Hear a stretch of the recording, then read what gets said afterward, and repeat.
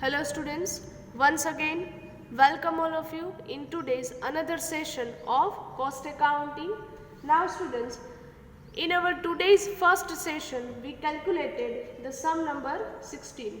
Now in this session we will calculate the another sum of reconciliation, that is question number 18 from your textbook given on page number 152. Again I repeat, question number 18, page number 152 from your textbook. So keep the textbook in front of you and read the question carefully. Question number 18. The following is the trading and P&L account of Gujarat Limited for the year ended on 31st March 2017. That means following trading and P&L account means data as per financial account is given. See on the credit side draw number 1 buy sales. Second, closing stock of finished goods, number of units are 2200. Then after, see on the debit side, right? કારણ કે P&L માં અને trading ના બંનેના portion તમને અલગ આપેલા છે અહીંયા. See on the debit side, opening stock of finished goods units 1200, direct materials, direct labor, production expenses means factory expenses, right? Gross profit, right? Gross profit transferred to P&L part, credit side. P&L account માં credit side શું છે? Interest and dividend and profit on sale of investment. And P&L account debit side, admin expenses, selling and distribution expenses, bad debts, loss on sale of assets, penalty, debenture interest, preliminary expenses written off. And at last, net profit as per P&L account is given. This data is as per the financial accounts. Now, in cost account, underline karo students. હવે તમને જે data આપે છે next paragraph wise એ શું છે as per the cost account અને એમનું આપણે શું કરીએ છીએ on the basis of this data we will prepare the cost sheet. In cost accounts materials and labour are charged at actual cost. મટીરિયલ્સ અને લેબર બંને એક્ચ્યુઅલ કોસ્ટથી જ ચાર્જ કરો છો. That means in financial account and in cost account material and wages both are remain same. The cost account present the following information: direct material per unit 20 rupees, direct labor per unit 15 rupees, opening stock of finished goods 58,500.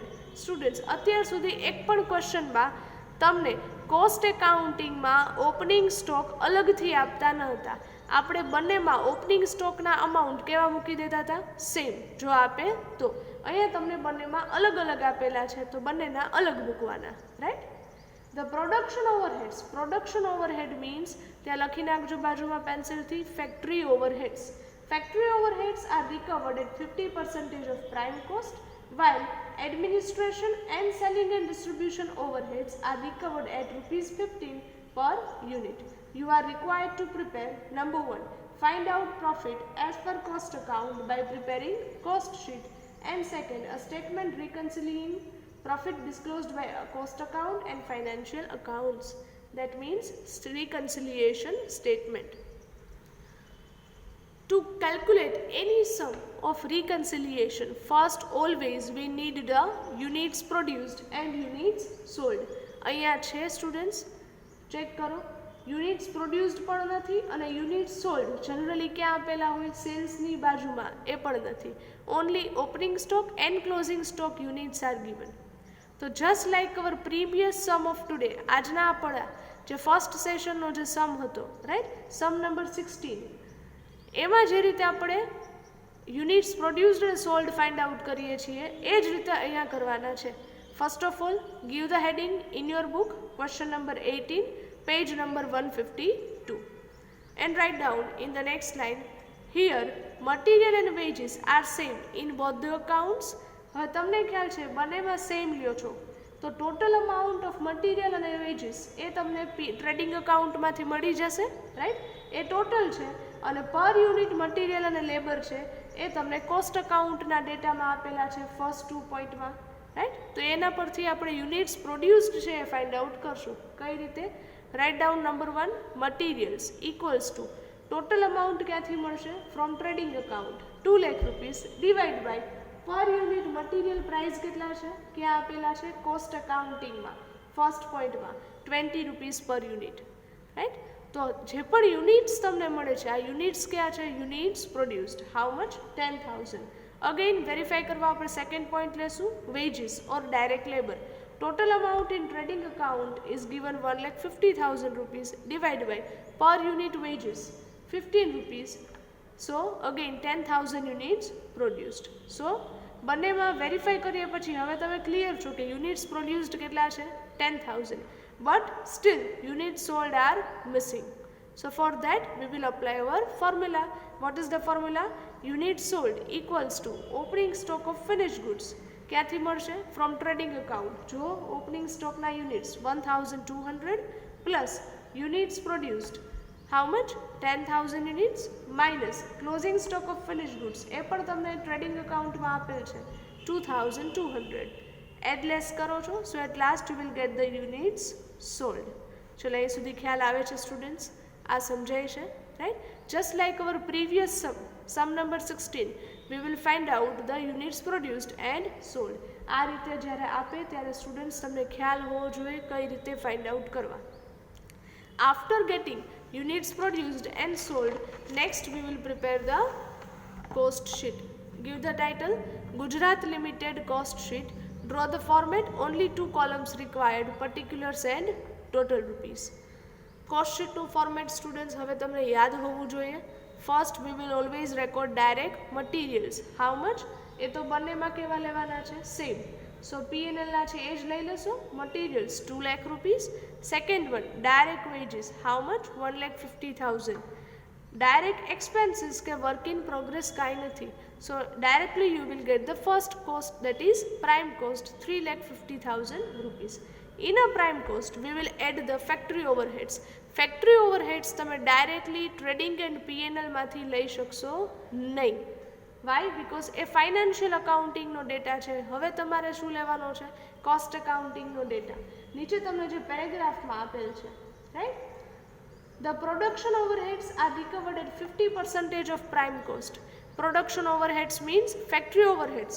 Prime cost છે અહીંયા જે 3,50,000 એમના 50% છે. So it will come 1,75,000. So now I will get the second cost, that is factory cost, which will come 5,25,000 rupees, right. In a factory cost I will add the admin overheads. એને related condition શું છે cost એકાઉન્ટિંગમાં? Admin and selling and distribution overheads are recovered at 15 rupees per unit. Per unit admin overheads R given, how much, 15 rupees. જો તમારે total find out કરવા હોય તો એને મલ્ટીપ્લાય શેની સાથે કરો છો, always with units produced, how much, 10,000. So total admin overheads will come 1,50,000. So next you will get the third cost, that is 6 lakh cost of production, 6,75,000. In a cost of production I will add the opening stock of finished goods. Students, જો તમને ક્વેશ્ચનમાં opening stock આપેલ હોય તો આપણે opening stock generally બંનેમાં કેવા મૂકીએ છીએ, સેમ, જે રીતે મેં તમને પ્રીવિયસ સમમાં કરાવેલ હતું. બટ અહીંયા કોસ્ટ એકાઉન્ટિંગનો જે ડેટા તમને નીચે આપેલ છે પેરેગ્રાફ વાઇઝ, એમાં ક્લિયરલી તમને ઓપનિંગ સ્ટોકના અમાઉન્ટ અલગ આપેલા છે. તો તમારે કોસ્ટ શીટ પ્રિપેર કરતી વખતે પછી એ જ કન્સિડર કરવાના રહેશે. How much, 58,500 as per cost account, right. Minus closing stock of finished goods, એ તો ઓલવેઝ આપણે કેલ્ક્યુલેટ કરીએ છીએ, રાઈટ. કઈ રીતે? Take the cost of production 6,75,000 multiply always closing stock units 2,200 divided by units produced 10,000. So closing stock amount will come 1,48,500 rupees. So now I will get the cost of production of goods sold, which is 5,85,000 rupees. In that I will add the selling and distribution overheads. Condition શું છે? Per unit 15 rupees, એ પણ એ જ છે. But here to find out the total selling overheads, we will multiply the per unit selling overhead with units sold. તમને ખ્યાલ જ છે અહીંયા તમને ફોર્થ કોસ્ટ મળે ગુડ સોલ્ડ, ત્યારથી લઈ બધામાં હવે તમે યુનિટ્સ ક્યાં કન્સિડર કરો છો, units sold. So to find out the total amount we will multiply with units sold. So it will come 1,35,000 rupees. So now I will get the total cost, which is 7,20,000 rupees. In total cost, I will add the profit margin and at last I will get the amount of sales. Profit અત્યારે નથી મળતો students, તમને cells છે directly આપેલ છે in trading account credit side, total amount 9 lakh rupees. Difference between total cost and cells will considered as your profit, which comes over here 1,80,000 rupees. ચલો cost sheet prepare કરતા આવડે સ્ટુડન્ટ્સ? આ ખ્યાલ આવે છે how to prepare and calculate the cost sheet, right? So after preparation of the cost sheet, the next that we will need to prepare is reconciliation statement. Okay students, reconciliation statement બનાવો છો ત્યારે ઉપર માર્જિનમાં લખી જ લેવાનું, right? Opening અને closing stock માટે over valuation, under valuation, over valuation, under valuation. પહેલાં શું લેશું? Over valuation of opening stock. અહીંયા ઓપનિંગ છે તો હવે શું? ક્લોઝિંગ. હવે રિવર્સ કરી નાખો, closing and opening. First two condition શું કરો છો? Add, and next two condition minus. Okay, draw the format of reconciliation statement, 3 columns, particulars, rupees and rupees. હવે સ્ટુડન્ટ્સ તમને ફોર્મેટ યાદ રહેલું હશે. Always first record the profit as per cost account, which we will get from the cost sheet, right? Profit as per cost account is 1,80,000 rupees. Directly write down in the outer column. Then certain items are added and certain items are deducted, right? હવે directly મેં તમને કીધેલું જ છે કે કઈ રીતે prepare કરવું. હરેક આઇટમ્સના હેડિંગ આપી 2 to 3 લાઇન સ્કીપ કરી દેવાની, બરાબર? અને હેડિંગ્સ બધાને આપી દેવાના, પ્લસ કરી અને માઇનસ કરીને. પછી જોતા જવાનું કે શેમાં કયા આઇટમ્સ તમે રેકોર્ડ કરો છો. એડ કરો છો number 1, items not credited to cost account. Credited means ક્યાં ચેક કરો છો students? P&L account credit side. Is there any items which we have not recorded in our cost sheet? અને એ તમને ટ્રેડિંગ અને P&Lમાં ક્રેડિટ સાઇડ આપેલ છે, check કરો. સેલ્સ તો બંનેમાં છે, ક્લોઝિંગ સ્ટોક પણ છે, ગ્રોસ પ્રોફિટ આવે નહીં તો વધે છે શું? Interest and dividend and profit on sale of investment. આ બંને P&Lમાં છે બટ કોસ્ટ શીટમાં રેકોર્ડ કરેલ નથી. So write down this. Interest and dividend 11,400 and profit on sale of investment 30,000 rupees. So total will come 41,400 rupees. Second item is items shown only in cost account, જે generally હશે નહીં. So dash. Third one, overheads over recovered, right? Okay students, overheads क्या क्या છે? તો કે material અને veggies એ તો બંનેમાં કેવા છે? સેમ, એટલે એ ના આવે. Then after factory overheads check કરો સ્ટુડન્ટ્સ. કોસ્ટ શીટના ફેક્ટરી ઓવરહેડ્સ છે 1,75,000, જ્યારે ટ્રેડિંગ એન્ડ P&L અકાઉન્ટમાં છે 1,80,000. તો કોસ્ટ શીટનો ફિગર હાયર છે કે lower? Cost sheet figure is lower. તો અંડર વેલ્યુએશન છે કે over valuation? Over recovered. Under recovered. તો એ પ્લસ થાય કે માઇનસ? માઇનસ. સો માઇનસ કરીને તમે જે સેકન્ડ હેડિંગ આપો છો ઓવરહેડ્સ અંડર રિકવર્ડ, ત્યાં જ ડાયરેક્ટલી રેકોર્ડ કરી નાખો ફેક્ટરી ઓવરહેડ્સ. ડિફરન્સ બંનેનો લઈ લ્યો, 1,80,000 minus 1,75,000. So it will come 5,000 rupees. Next overhead છે admin overheads. Admin overheads in cost sheet 1,50,000, in the P&L account 1,35,000. તો કોસ્ટ શીટનો ફિગર હાયર છે કે lower? Higher. So it is called over recovered. તો એ add કરો છો under the heading number 3, overheads over recovered, જેમાં admin overheads બંનેનો difference 1,50,000 minus 1,35,000. So the difference is 15,000 rupees. Third overhead is selling overheads. Cost sheet amount is 1,35,000 and P&L account amount is 85,000. તો cost શીટનો figure કેવો છે students? Higher. So it is over recovered. Again અહીંયા જ મૂકો છો overheads over recovered, selling overheads 135 minus 85,000. So the difference is 50,000 rupees. Is that clear students? હવે એક પણ ઓવરહેડ્સ બાકી રહેતા નથી, તો બંનેના ટોટલ કરી આઉટર કોલમમાં મૂકો 65,000 રૂપીઝ. નાવ સ્ટુડન્ટ્સ જનરલી ઓપનિંગ અને ક્લોઝિંગ સ્ટોકની ઇફેક્ટ આપીએ છીએ. ઓપનિંગ સ્ટોક ચેક કરો students. Opening stock in cost sheet 58,500 and in P&L account 48,000. તો કોસ્ટ શીટની ફિગર કેવી છે? હાયર. તો એને શું કહીએ છીએ? Over valuation of opening stock. અહીંયા તમે મૂકેલું જ છે. અહીંયા કઈ કન્ડિશન આવે છે? Over valuation of opening stock. Right? Plus કરો છો તો પ્લસમાં જ ફોર્થ હેડિંગ આપો છો over valuation of opening stock 58,500 minus 48,000, so difference is 10,500. Right? Next is closing stock. Closing stock check karo. Closing stock in cost sheet 1,48,500 and in P&L account 1,16,600. તો cost શીટનો figure higher છે કે lower?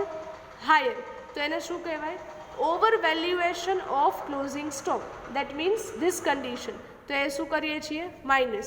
તો minus જે કરો છો items એમાં number 3 કરીને heading આપો over valuation of closing stock and take the difference 148,500 minus 116,600. So the difference will come 31,900 rupees. ચલો અહીં સુધી ક્લિયર થાય સ્ટુડન્ટ્સ? આ સમજાય છે? રાઈટ? હવે આઇટમ્સ એડ કરી દીધી, હવે લેસ કરવાની છે. Minus number 1 items not debited to cost account. Debited check ક્યાં કરશો? P&L account debit side. જો એવી એક આઇટમ્સ છે કે જે તમે કોસ્ટ શીટમાં નથી મૂકેલ? Yes. Number 1 bad debts 14,000, then loss on sale of assets 18,000, penalty 3,000, debenture interest 35,000 and preliminary expenses written off 15,000. So total 85,000 rupees. These items are in P&L account but not in cost account. Right? Okay. Minus કરો છો જેમાં second heading આપેલું છે overheads under recovered, જેમાં એક જ છે factory overheads. So directly take it in outer column 5,000 rupees. And third we have recorded over valuation of closing stock. So now our reconciliation is statement is completed. So હવે શું કરશો students? Plus જે પણ items કરો છો એ બધાનો total outer કોલમમાં લઈ લ્યો. પ્લસ અહીંયા 41,400 plus 65,000 plus 10,500. So total will come 1,16,900 rupees. Right? And minus જે પણ આઇટમ્સ કરવાની છે એમનો ટોટલ કરો and it will come 1,21,900 rupees. Into bracket મૂકો છો. વાય? બિકોઝ માઇનસ કરવાના છે. Right? Okay. Now students what will we do?